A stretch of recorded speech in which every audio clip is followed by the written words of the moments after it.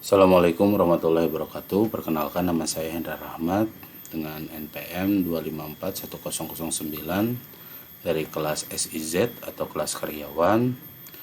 Pada kali ini tanggal 3 Desember 2014 saya berkesempatan untuk mempresentasikan tugas dari mata kuliah Artificial Intelligence dengan Bapak dosen Adiasa Nurfala dalam topik eksplorasi clustering K-means dan DB-scan menggunakan dataset Kaggle Mall Customer.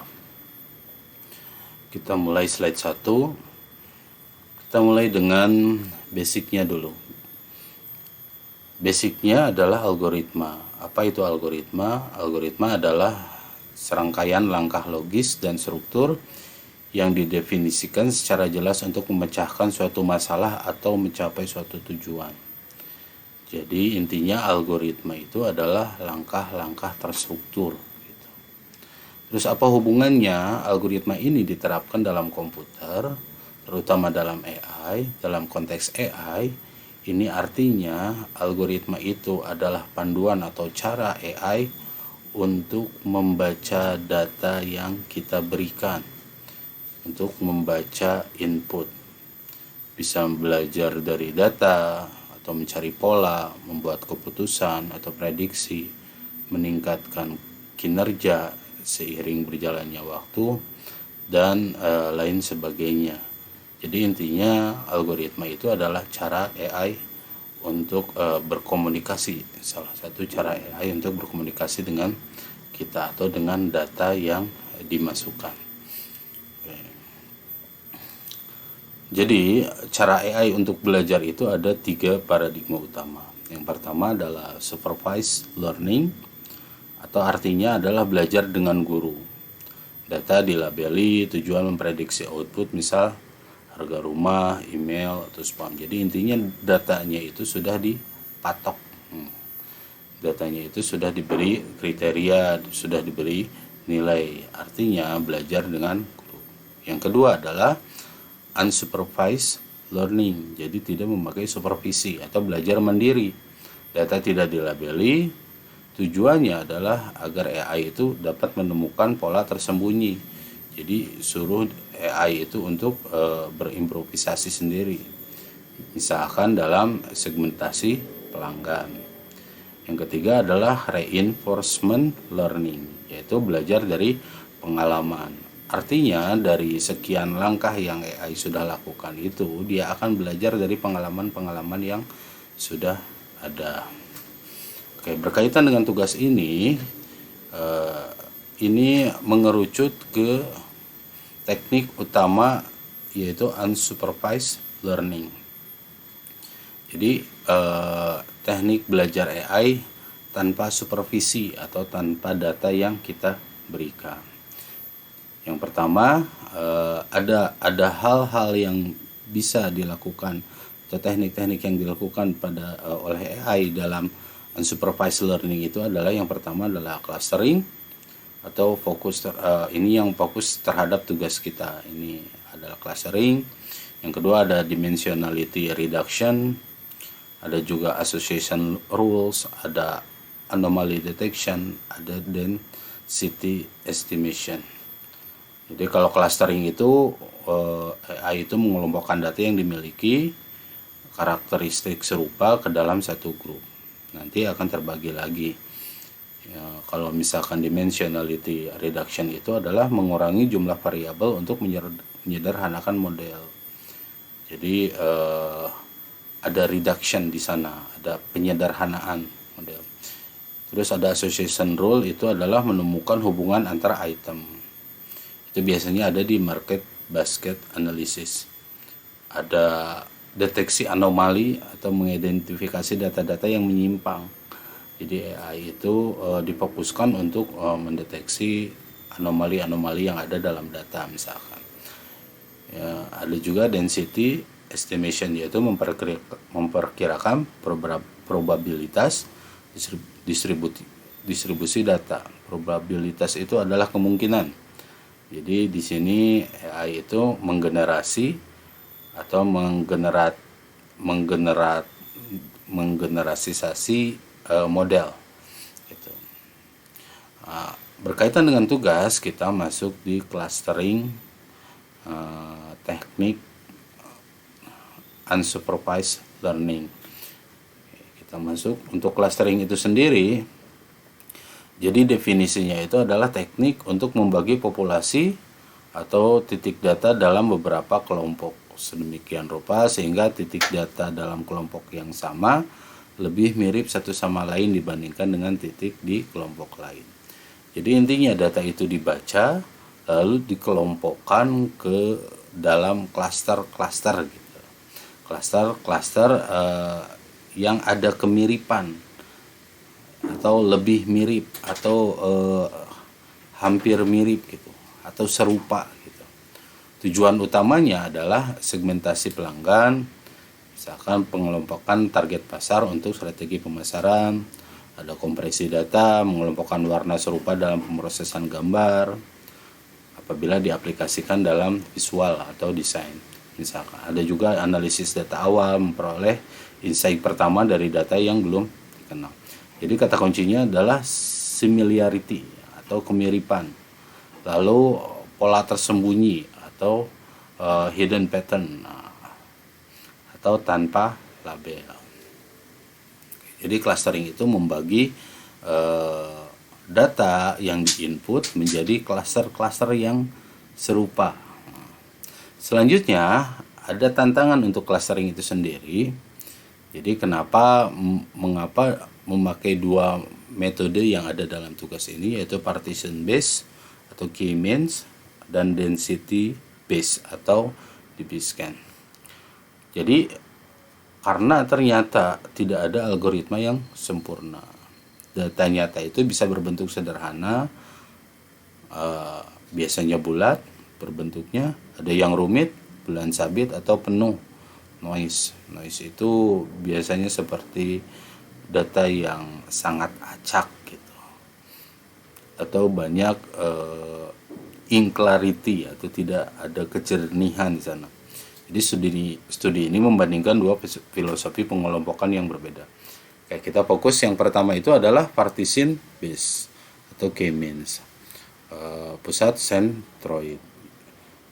Untuk k-means itu sendiri adalah memecah data berdasarkan jarak rata-rata ke pusat. Artinya dihitunglah jarak dari data ke pusat gitu. Ini sangat efektif untuk klaster yang berbentuk seragam. Jadi kalau klaster atau datanya yang hampir seragam nih, maka itu disarankan untuk memakai metode k-means atau partition based atau berdasarkan partisi gitu, berbasis partisi. Yang kedua adalah dari pola kepadatannya atau density based atau DB-scan-nya itu sendiri, yaitu mencari area yang ramai dan secara alami memisahkan noise. Jadi dicari area yang ramai lalu dipisahkanlah hal-hal yang berbeda. Noise di sini itu yang tidak serupa dengan lingkungan biasanya itu. Jadi noise-nya dipisahkan, maka nanti akan terlihat noise mana yang akan atau memiliki pola kemiripan yang sama lalu kemudian dikelompokkan. Jadi kalau kita runtut dari awal itu, yang pertama adalah algoritma itu cara komputer membaca data, berkomunikasi dengan kita, membaca data kita. Yang kedua, komputer itu belajar itu bisa disupervisi atau unsupervisi atau tidak diarahkan. Nah, ini masuk. Untuk yang tidak diarahkan ada dua cara, yaitu partition based berdasarkan partisi atau berdasarkan density atau DB-scan. Selanjutnya kita akan fokus ke k-means.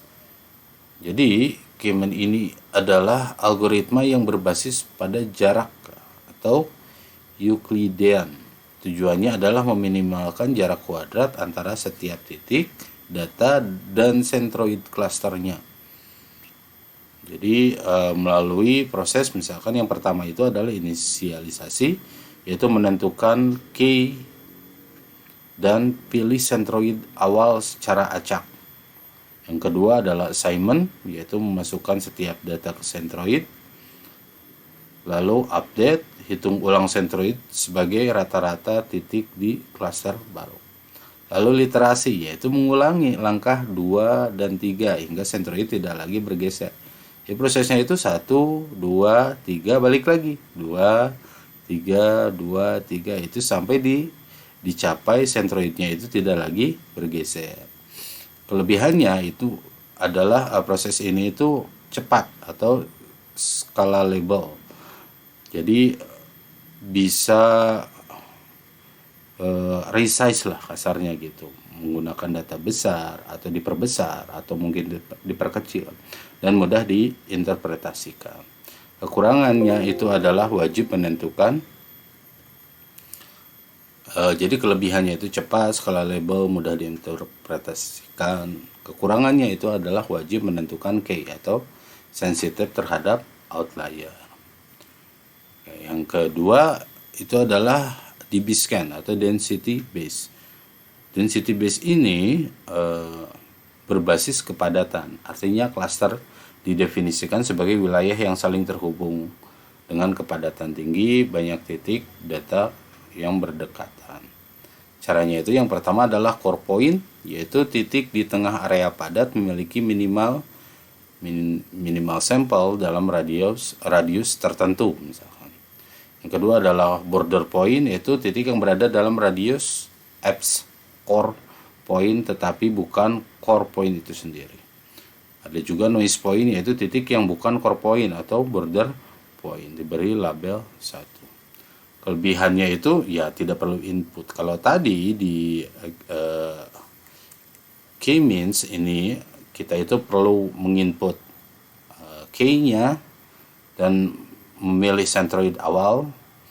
Kalau di DB-scan ini tidak perlu input key, jadi mampu mengelompokkan bentuk nonlinear atau efektif mengidentifikasi noise. Jadi DB-scan ini bisa mengidentifikasi noise sendiri, pola-pola yang sekiranya tidak serupa itu akan dianggap noise dan dipisahkan atau diidentifikasi. Oke, ini perbandingannya fitur K-mean dan DB-scan. Yang pertama adalah dasar pengelompokannya. Dasar pengelompokan untuk data K-mean itu menggunakan jarak ke pusat atau sentroid. Sentralisasi lah, gitulah seperti itu. Kalau DB-scan itu adalah melalui kepadatan titik data. Jadi yang dilihat itu padat nggak datanya. Kalau yang tadi itu jarak antara pusat ke data sampel. Kalau yang ini itu dilihat dari rangkaian data sampel yang berkumpul itu yang padat yang mana. Nah, itu yang akan di scan. Input wajibnya untuk yang K-mean itu adalah jumlah klaster. Kalau yang DB-scan itu radius. Kalau K-mean itu jumlah klasternya ada berapa nih sekiranya, posisi data-data yang sekiranya pengelompokannya akan dijadikan berapa kelompok gitu, berapa klaster. Kalau DB-scan itu adalah radius, jadi wilayahnya itu radiusnya berapa gitu, dan minimal point. Untuk bentuk klasternya K-mean itu bulat seragam, yang DB-scan-nya itu adalah bebas, arbitrary shape. Untuk penanganan noise-nya K-mean itu lemah karena akan dipaksa masuk klaster gitu. Kalau untuk DB-scan itu kuat karena diidentifikasi sebagai -1. Oke, jadi kesimpulannya, algoritma adalah cara membaca data secara sistematik, cara AI untuk membaca data, kasarnya gitu. Ada dua, ada supervised, ada unsupervised. Yang unsupervised itu sendiri dibagi lagi, kita pilih yang cluster. Cluster itu adalah pengelompokan data. Pengelompokan datanya, nah ini kita pakai dua metode. Yang pertama adalah K-mean yang berdasarkan jarak dari sentroid ke pusat, dari data ke pusat atau ke sentroid. Yang kedua adalah DB-scan. Oke, jadi ini adalah pengaplikasian dari metode-metode yang tadi kita jelaskan. Jadi cara komputer atau AI untuk membaca data itu melalui unsupervised learning itu ada melalui K-means, ada juga melalui DB-scan. Cara untuk mengeksplorasinya itu adalah memakai data yang real. Di sini banyak data yang sudah disiapkan, diantaranya itu adalah dari layanan Kaggle, dataset Kaggle. Kita akan pilih mau customer segmentation data segmentasi pelanggan di mall. Tujuannya adalah untuk membandingkan performa K-means dan DB-scan untuk memecahkan masalah bisnis nyata. Jadi kita memakai data agar terlihat perbedaannya seperti apa. Lingkungannya yang kita pakai itu adalah Colab, yaitu implementasi menggunakan bahasa Python di Google Collaboratory atau Google Colab. Oke, kita jelaskan dulu sesuai tugas yang Bapak dosen beri, bahwa kita itu disarankan untuk memakai AI itu sendiri untuk mengimplementasikan kodenya. Kali ini saya menggunakan ChatGPT 5.1 untuk mengimplementasikan dua metode ini memakai bahasa Python di Google Colab. Ini data setnya, mau customer segmentation-nya. Jadi ada 3 fitur utama di dataset ini, yaitu yang pertama adalah age atau usia pelanggan, yang kedua adalah annual income atau pendapatan tahunan dalam ribuan dolar. Karena ini dataset yang dipakai secara internasional, jadi parameternya itu adalah dolar. Yang ketiga adalah spending score dari 1 sampai 100. Jadi skor perilaku belanjanya gimana nih? Gitu. Masalah bisnisnya itu adalah tanpa segmentasi. Jadi semua pelanggan diperlakukan sama. Tujuan clusteringnya adalah mengidentifikasi kelompok VIP, kaya dan boros, dan mengidentifikasi kelompok rentan, miskin dan boros untuk retensi. Dari mana? Dari data ini nanti dilihat dari pola belanjanya, dari rutinitas belanjanya gitu. Jadi ada kita pilih menjadi 3 fitur utama, yaitu dari age, annual income, dan spending score. Oke, sekarang kita coba masuk ke live implementation-nya. Jadi demonstrasinya langkah demi langkah menggunakan Google Colab. Sebelum masuk ke Google Colab, kita bagi dulu implementasi data ini menjadi beberapa bagian script lah kasarnya itu. Yang pertama adalah import libraries. Jadi import libraries itu adalah memuat data dari dataset Kaggle-nya itu kita muat ke Google Colab. Itu ada beberapa cara. Bisa kita menggunakan Pandas untuk data, ada Skitlearn, ada Kaggle Hub, atau mungkin download secara manual lalu kita buatkan CSV. Nanti berarti hubungannya nanti tinggal di konekkan, jadi koneksinya mau pakai apa. Ini adalah contoh scriptnya. Misalkan kalau memakai Panda itu tinggal import spasi pandas spd import Kaggle Hub from. Nah ini dari sklearn.clusternya sudah ada. Import juga K-means DB-scan from sklearn pre-processing import min max scalar. Jadi di sini sudah ditentukan ada minimal dan maksimal scalar. Untuk apa nanti kita lihat di scriptnya. Ini contoh mengunggah atau mengunduh dari dataset langsung ke cache lokal.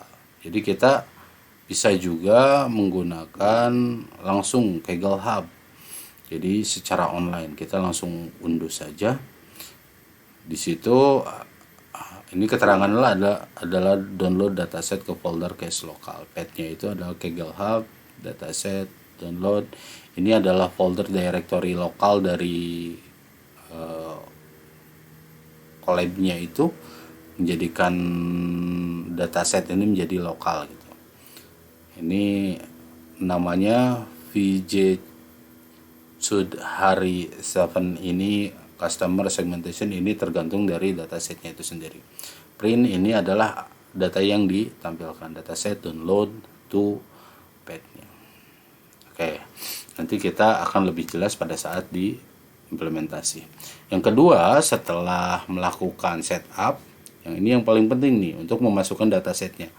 Dataset sudah masuk, baru normalisasi atau fitur utama. Tadi kita sebutkan bahwa kita mengambil 3 fitur utama, yaitu age, income, dan spending score. Ini jadi kita melakukan seleksi dulu. Jadi X itu sama dengan DF, age, annual income, spending score di situ. Baru normalisasi min max scalar. Jadi lalu dinormalisasi datanya itu setelah dipilih, diseleksi menjadi 3 fitur, itu lalu dinormalisasi berdasarkan scalar, ada ribuan, ada puluhan, agar income itu tidak mendominasi age kita. Ada yang kalau income kan pasti ribuan kesananya itu, kalau age itu tidak mungkin ada ribuan, hanya 1 sampai puluhan lah kasarnya. Yang ketiga itu adalah menentukan jumlah klaster. Ini untuk key-nya itu. Tadi ini berlaku untuk key means, karena yang di basekan itu kan kita tidak perlu menentukan klasternya. Adalah mencari key optimal dengan menghitung WCSS inertia untuk K sama dengan 1 sampai 10. Kita tentukan klasternya dari 1 sampai 10. Ini range-nya,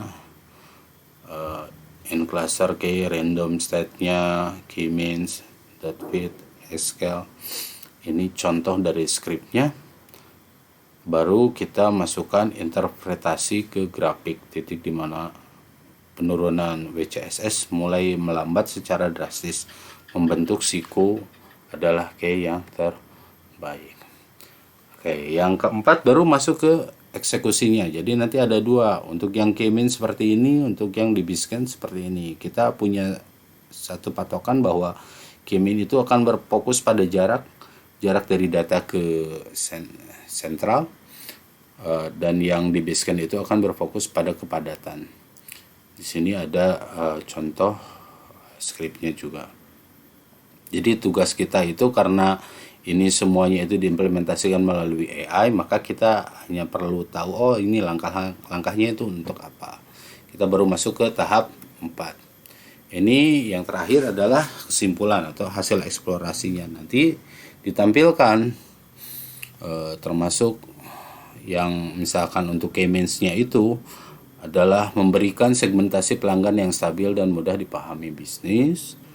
Hasilnya itu akan menjadi 5 cluster, nanti akan sesuai dataset sebenarnya itu. Tapi key mean itu hanya menghasilkan 5 cluster. Nah, sedangkan DBScan itu dengan deteksi anomali itu menghasilkan 18 noise detected. Nah, jadi noise atau pola data yang berbeda itu 18 yang terbaca, noise count-nya dihitung. Kesimpulannya, key mean itu optimal untuk data terdistribusi atau rapi, sedangkan DBScan itu unggul untuk deteksi outlier atau pelanggan yang ekstrim. Jadi ternyata tadi kita sudah bilang bahwa algoritma itu tidak ada yang sempurna, maka key mean dan DBScan itu akan maksimal dan optimal di pola data atau kasus yang memang sesuai gitu dengan algoritmanya. Oke, kita langsung coba implementasi di Python-nya. Apa sih yang terjadi di Python pada saat data ini itu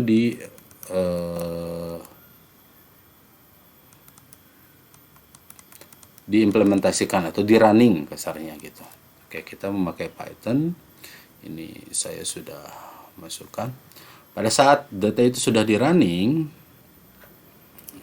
jadi yang tadi itu kita bedah itu, sekarang kita masukkan lagi, disatukan lagi scriptnya.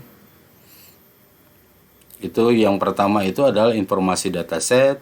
Ini ada gender, age, annual income, ada spending score, Di sini yang kedua adalah statistik deskriptif. Ini count-nya dihitung juga, missing values-nya 0, ini berarti datanya atau script-nya itu berhasil. Oke, ini adalah perbandingannya. Untuk annual income atau pendapatan per tahun dalam ribuan dolar itu grafiknya itu seperti ini. Annual income-nya ini count-nya berapa banyaknya, ini adalah income-nya. Misalkan dari 20 dolar, 40 dolar, 60 dolar sampai 140 di sini terhitungnya. Tergantung dataset ya ini. Yang kedua adalah spending score. Spending score-nya itu ini bawah, ini count-nya juga. Banyaknya dia melakukan transaksi. Ini memakai elbow method data pada saat dinormalisasi.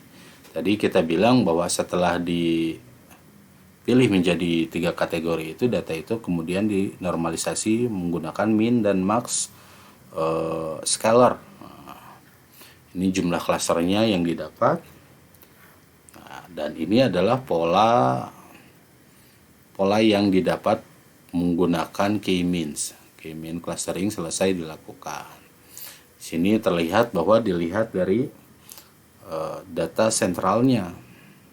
Sentralnya harus ditentukan dulu. Di sini memakai berarti dibagi menjadi 5 klaster. 0 itu termasuk klaster ya. 0, 1, 2, 3, 4 berarti itu ada 5 klaster. Ini 0, 1, 2, 3, 4. Oke, dan yang ini adalah hasil klaster dari DBScan. DBScan itu tadi dilihat dari pola kepadatannya, kepadatan datanya.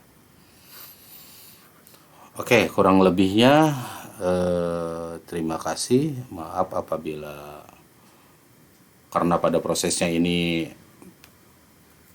terbatas di data, terbatas di kamera, terbatas di waktu juga. Terima kasih untuk perhatiannya. Semoga bisa dinikmati, bisa dipahami. Apabila banyak kekurangan, saya ucapkan maaf sebesar-besarnya. Itu semua karena keterbatasan, dan mohon revisinya dan sarannya dari Bapak Adiasa. Terima kasih. Assalamualaikum warahmatullahi wabarakatuh.